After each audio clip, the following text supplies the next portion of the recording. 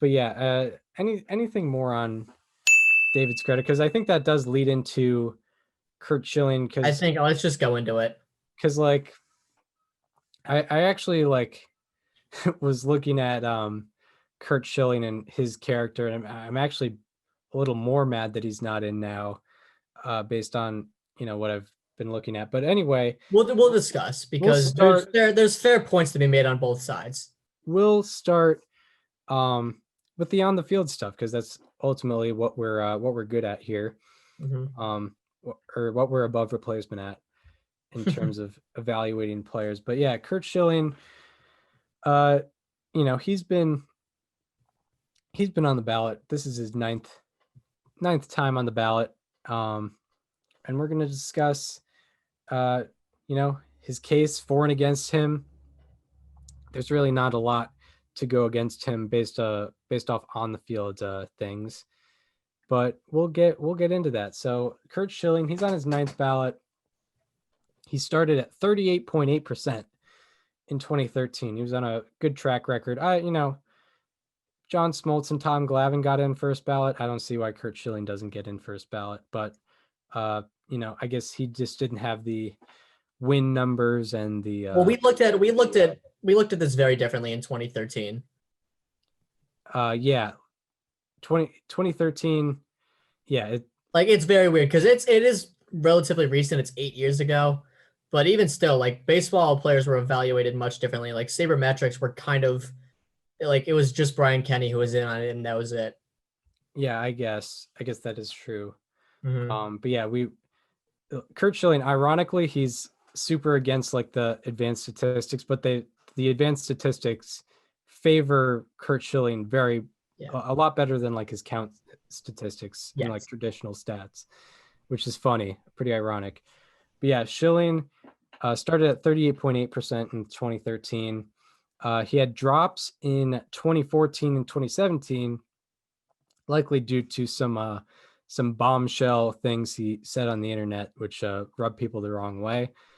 And he has gone from 45.0% to 70.0% from 2017 to 2020. And so far in 2021, on 122 known ballots, is at 72.1%. So it wouldn't be a surprise if he did or didn't get into the Hall of Fame this year. Mm-hmm. Uh, but yeah, he definitely had drops because of things that he was saying.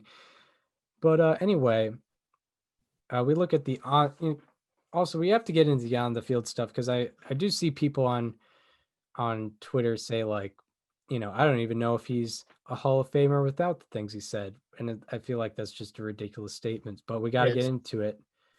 Like Curt Schilling, the caliber of pitcher that he could be. He's a nominee for like a history episode. That's how great he was.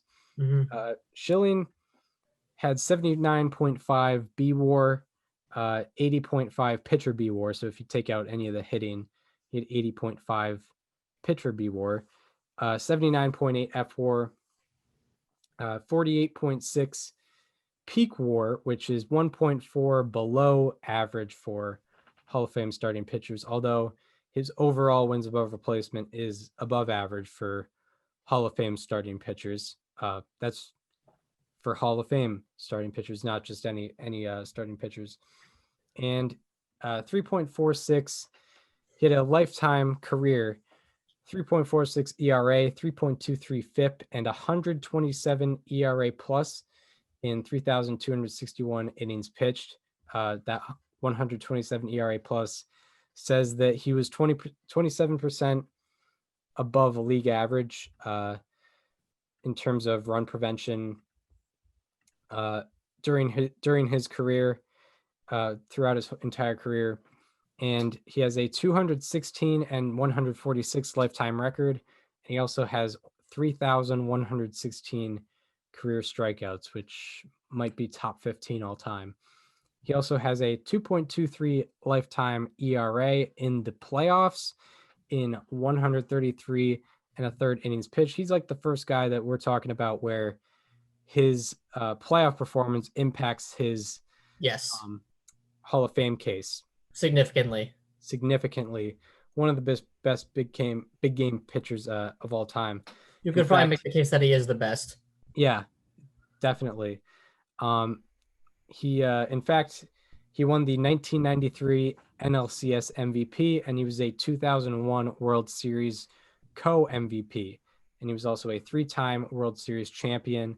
And for some context on Curt Schilling this year, if Schilling does not get in this year, he will be the first to miss the Hall of Fame the year after getting 70% of the vote, which he did last year, since Jim Bunning from 1988 to 1989. So it would be the first time in over 30 years that that this would not happen. But yeah, what do we see from the on the field stuff? I think, I mean, it goes without saying. It's you're yeah, looking at a history episode. yeah, exactly. Like there's how about that's that we're going to be talking about, but Yes. we have to talk about it because I feel like he is, like, even with all the hoopla surrounding him and what have you, he's one of the most underrated pitchers ever. I think he kind of got like overshadowed by like Randy Johnson when he was on the Diamondbacks, and like when he pitched on the Philly, his best years in Philly, they weren't really a competitive team, and like I mean, I guess he gets recognition in Boston, but yeah, it's weird. He's still pretty underrated, and in fact, we'll get into the comparisons. So there are 7 other pitchers with 75 to 85 pitcher B WAR in the modern era. Those 7 pitchers are Steve Carlton, history alum, Nolan Ryan, who's also a history alum, Robin Roberts, Mike Messina, Fergie Jenkins, who's also a history alum, Bob Gibson, and Cy Young, and they are all Hall of Famers. Goes That's without saying. that's not even like at like pitchers with at least a certain B WAR. That's like a range of where Curt Schilling is in the middle of that range. That's the company that he's in. And there are 5 other retired pitchers with an ERA plus of 125 to 130 in 2,700 to 3,700 innings pitched in the live ball era. Those 5 pitchers are Carl Hubble, Kevin Brown, Dazzy Vance, Hal Newhouser, and Tommy Bridges. 3 of those are Hall of Famers, and Kevin Brown would likely be a Hall of Famer if not for the Mitchell report, which he was on. But he did have Hall of Fame numbers. But yeah, in terms of the case on the field with Curt Schilling, there's really not much, I guess you could say, in our opinions. If you're a small hall person, Curt Schilling might not make the cut. If you think, he wasn't like a top 3 pitcher of his era, which I guess he wasn't because of Randy Johnson. Clemens, You could say he Johnson. wasn't even. You could feasibly say he was not even the best pitcher on his own team, and that's not even. You can't even blame him. Yeah, that's you. Yeah, you can't blame him. He was behind one of the best pitchers of all time. But yeah, like he was behind like Clemens, Maddox, Johnson, and Pedro were all like better than him during his era. So if you're a small hall person, I guess Schilling might not make the cut. He wasn't like top 3 of his era, I guess you could say. And if you're into career wins, there are 2 other pitchers with exactly 216 career wins, and those guys are not Hall of Famers. So Curt Schilling was not winning the ball games. So I guess that would be the case against He him. and Jacob deGrom, they don't win the games. Yeah, it's gonna be funny when Jacob deGrom gets inducted in the Hall of Fame with like 115 career wins. It's gonna be like a winning percentage of like 543. not even. It's gonna be sad. Like 100 118 wins, 3,000 like 86 strikeouts. losses. Yeah, it's gonna be crazy. A career ERA plus of like 140. 2 Cy Youngs, probably more. Yeah, exactly. Like it's very fair to say he's not done winning Cy Youngs. Yeah, I mean he almost won one this past year. Yeah. His top And three. I had some stats on him that I was going to go over when we do the previews, but we'll save that. Yeah. For 2021 season previews. Yeah. Yeah. Look, we're we're closer to spring training than we are to last year's World Series, Here we but are. I guess not a regular season. Well, no, I want to save it because Yeah. I have some stuff. But anyway, back to Curt Schilling. Did not win the games like Hall of Famers, but we all know how we feel about that. And Yes. I guess never won the He was Cy above Young. he was above replacement. He was above replacement, but he never led the league in baseball reference wins above replacement, It's a and shame. he never won the Cy Young. So I guess that would be the case against him. I guess the main thing would be like if you're a small hall person. I mean, even then, it's weird, but um, there is a case against him off the field, I guess, in terms of Yeah. the I'll go over that. yeah, So the case against him off the field is very clearly the reason why he's not in. Like that's not even disputable. I mean, we only had three case againsts on the field, and they're very arbitrary. That being said, he's gotten into a lot of controversies on social media, and the worst one. This happened. This is weird because this happened years ago. I remember when it first happened, and no one really cared. But it's been picked up a lot in the last year. He tweeted a photo of someone wearing a T-shirt that I don't even want to say implied. It encouraged the lynching of journalists, and his caption was "so much awesome in here." So he was promoting that we lynch journalists. Guys who are just trying to do their job, and they're trying to seek the truth and report it without minimizing harm. So you have that. That's not great. He's also made transphobic comments. He's compared Muslim extremists to Nazis.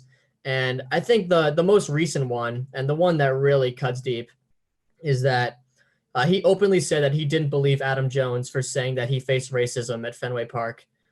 He did this right after it happened. Like he didn't even really do much research into it. He just said, "Yeah, he's lying. Like there's no way. Like he just wants to make a name for himself, as if he wasn't already like one of the elite outfielders in baseball at the time."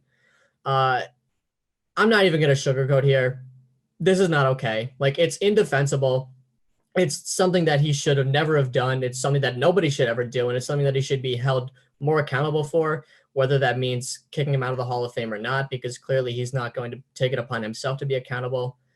Um, that's I'm still voting for Schilling this year, but I've over the last year I've kind of grown a better understanding as to why people don't vote for him, and it has a lot to do with this.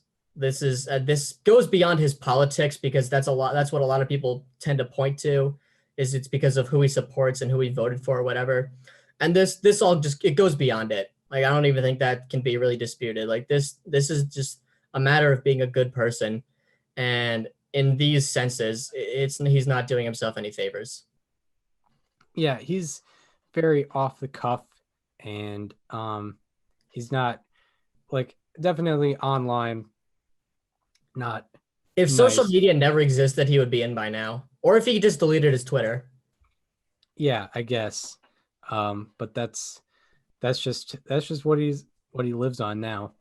Yeah. Um, but yeah, we're now there's the case for him on the field, and off the field because I think there is some things that don't get pointed out in terms of his Hall of Fame case, even off the field, even when you take in consideration the online stuff, what he says and things of that nature. I feel like there's some things that may outweigh that. There's possibly there's an argument to be made, but on the field, just looking at what he did between the two foul lines, he has above average wins above replacement and jaws for Hall of Fame starting pitching. I'm not talking about the jaws that control the movement of your face. Talking about Jaff. What is it? Jaff or It's J Jaff, yeah. yeah, Jaff. I forget what the.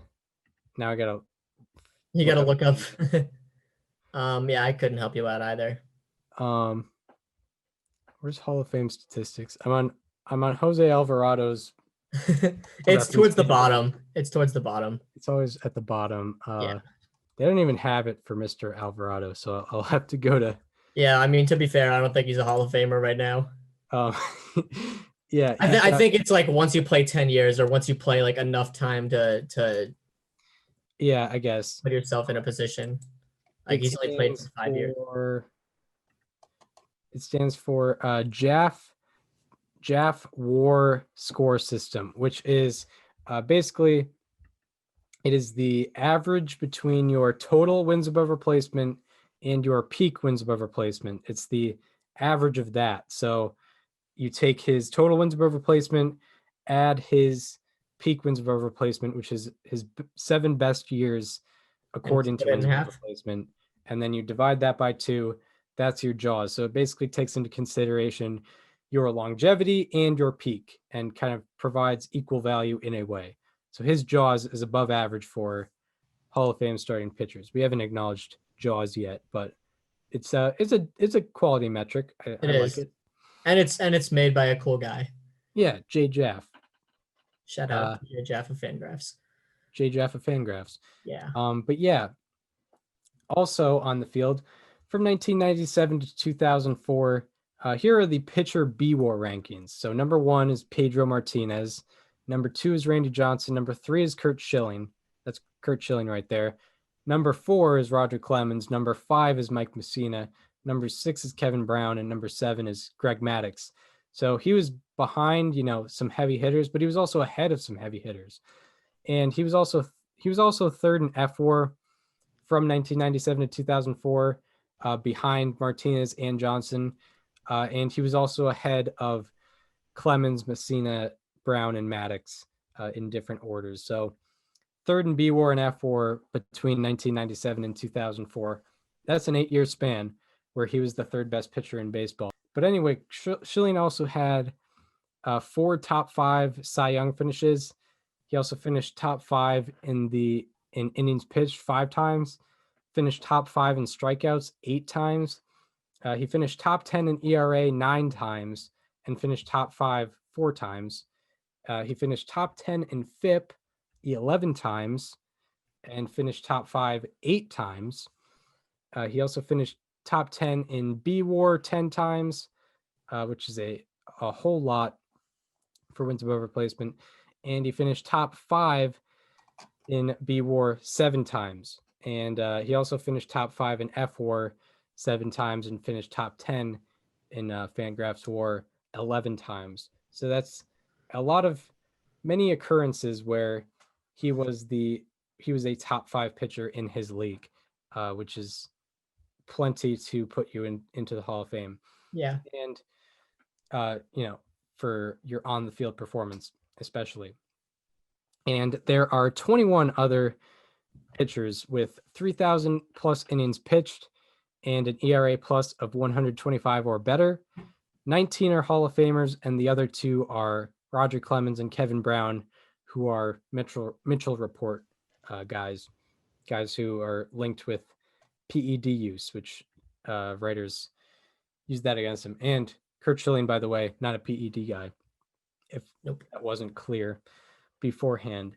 And Schilling, also, there are 3 other pitchers with exactly 9 qualifying seasons with an ERA plus of 130 or better. Those 3 pitchers are Mike Messina, Clayton Kershaw, and Tom Seaver. All, Clayton Kershaw will be a first ballot Hall of Famer later on when he retires, whenever that may be. Tom Seaver had the record. Tom Seaver had the record for Hall of Fame vote percentage until, I think, Mariano Rivera. No, Ken Griffey Jr. Ken Griffey Jr. Yeah. So he had that for a very long time. Little over, or maybe 20 years he had that. Yeah. And Mike Messina got in a little late, but he is in the Hall of Fame ultimately.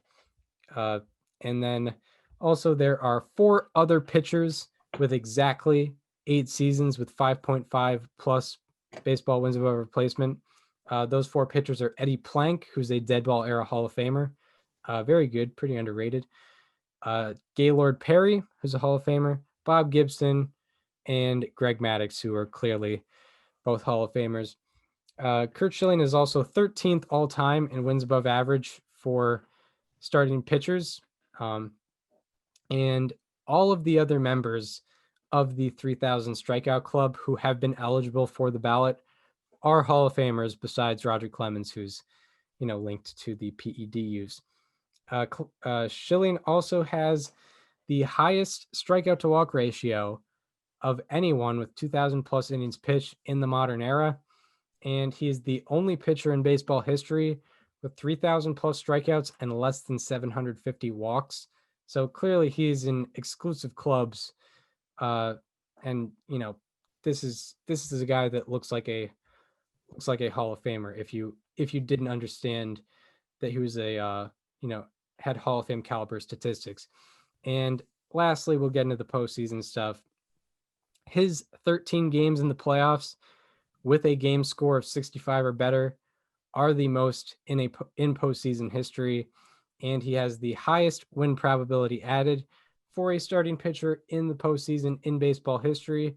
And you might think, hey, he had if you have more opportunities, you probably have a higher win probability added. He was not top 10 in playoff starts or innings pitched, so he wasn't top 10 in appearances or starts, but he was still able to lead in win probability added in the postseason. So it's pretty clear that it's pretty clear now that on the field, definitely a Hall of Famer. And we went over the questionable stuff.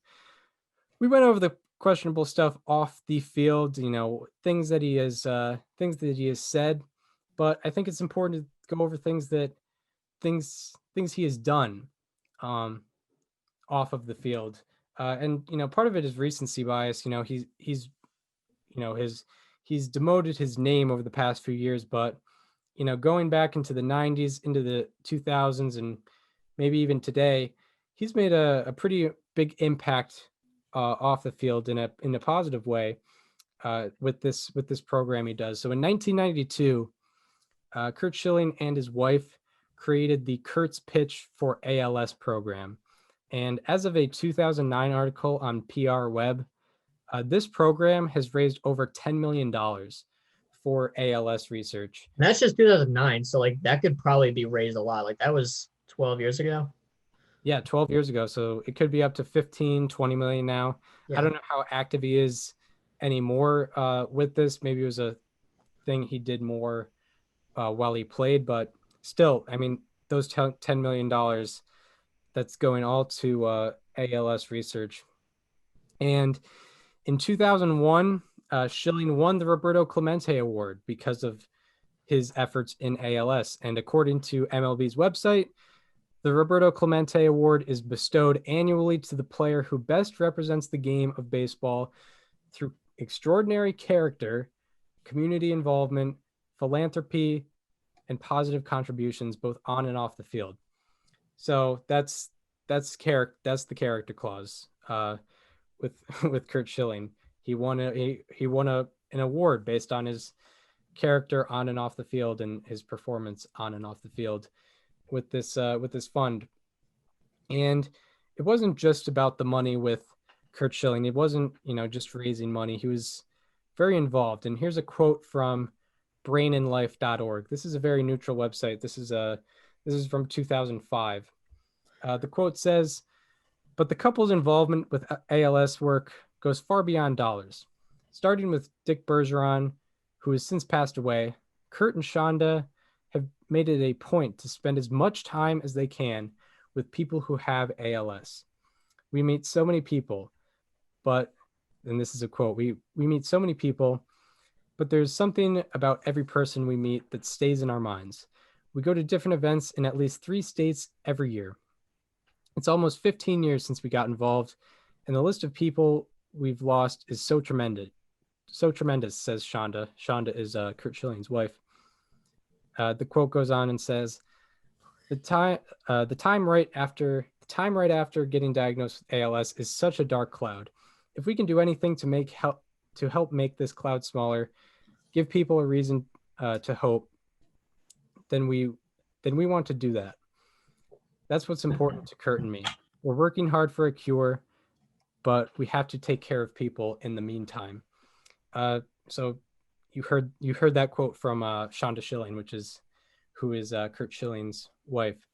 And another quote, this time from PR Web on Curt Schilling's contribution with his ALS program. It says, quote, "The Schillings, who have raised more than $10 million for the association through their Curt's Pitch for ALS, Covering All the Bases, Say It with Flowers, and numerous other fundraisers, remain steadfast in their dedication to curing ALS. The Schillings also have played a vital role in the association's advocacy efforts, including participating in Advocacy Day on Capitol Hill and testifying before Congress. The Schillings' outreach to Congress and the administration on behalf of people with ALS helped build support for ALS Registry Act, legislation signed into law in 2008 that will establish the first national ALS patient registry at the Centers for Disease Control and Prevention. The registry is expected to collect vital information about the disease that will significantly advance the fight to find a treatment and cure."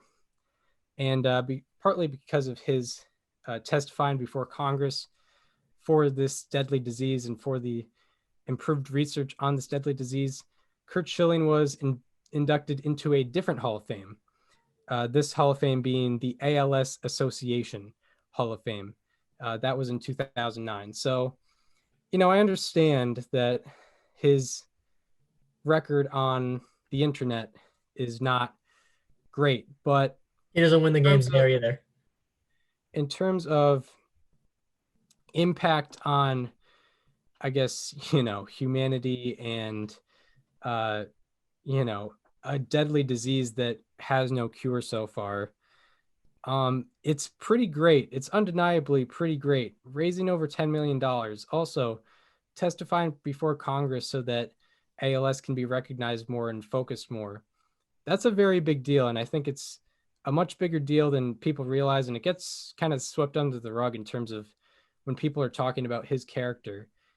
He's definitely said some things that are wrong, but in terms of being an actual good person in the real world, I think he meets that mark based on what he's done with trying to cure, not him trying to cure the disease, but him making efforts to raise money for awareness and research for this disease. It's pretty remarkable, and I don't think it gets talked about enough. Yeah. I'm not gonna act like what he puts online should just disappear, like off of his record because of this, but it is interesting how, people will talk about Curt Schilling's character all the time and use it against him, but they never seem to bring up this. Like it doesn't seem to make waves ever. And anyone can say these horrible things online that Curt Schilling has said, and that doesn't make them a good person, obviously, but not everyone has a platform where they can promote something like that. And Curt Schilling is the one who does it for good. Yeah, and lots of people there's lots of guys who make a lot of money, but he used his platform, I guess during his time of playing and before this whole bad record on the internet, he made a good record for himself and used his platform properly in terms of raising money for ALS and testifying before Congress and making it. I'm trying to figure out I'm trying to focus more on the language of it, but it was a very big deal on trying to see exactly what it said, but testifying before Congress so that vital information about the disease could be significantly advanced is the language of it. Yeah. It's a very big deal. I understand that words do mean a lot, but actions also mean a lot. They mean actions speak louder than words. Actions speak louder than words, and I can't say that Curt Schilling is a bad person. He's done too much on behalf of the research He for doesn't he ALS. doesn't put himself in a public picture where he looks good. I think Yeah, he that's what does. you're looking to say. He doesn't help himself at all, and I guess he's somewhat more humble about the what he's done with ALS research. But it doesn't help him. Recency bias doesn't help him because you know he hasn't been as active with the ALS Research Foundation and things of that nature as of late. All we've seen him is just on Twitter and stuff like that. But um, it makes things like this get swept under the rug, and yeah, I think when we look at character, that should be heavily considered. I think it should be considered more than what he says online. Not saying that what he says online doesn't mean anything, but I think it should be considered more because of these very stout It actions should that be he's considered taking. period. Yeah, Like it's not considered period because when you talk about Curt Schilling's character, it's all in negative connotation. yeah, exactly. Yeah, exactly. Like I was reading. There's a guy that I like his work, Joe Posnanski, who left him off the ballot this year, and he was talking about how like he's done nothing but he's very he's extremely vindictive and divisive online, which I can't entirely disagree with. But in terms of character, this is the we should be focusing more on the bigger picture of life and what it is, not just what he does online, because what he's done in the real world is actually very good. And he hasn't Yeah, in the real. I know that online sort of means something, but he hasn't been like actively bad in the real world, mostly just on the internet. exactly.